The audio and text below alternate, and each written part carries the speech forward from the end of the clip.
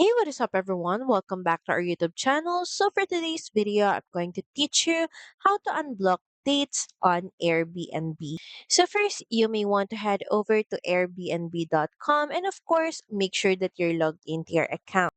So, from your hosting page, just click on calendar that can be found at the top corner of your screen. So from your Airbnb hosting page, just click on listings found at the top corner of your screen.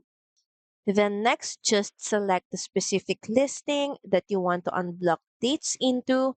And from here in the left panel, just scroll down until you see availability. So just click on it.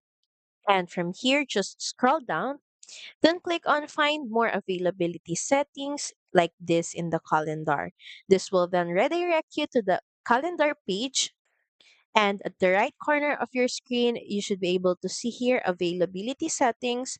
All you have to do is scroll down to preparation time. So from here, all you have to do is change this to none. And of course, click on save. So that's pretty much it. Thank you very much for watching this video. I hope that you find this video helpful. And if you do, please don't forget to like, share, and subscribe to the channel. And I will see you again on the next one. Bye!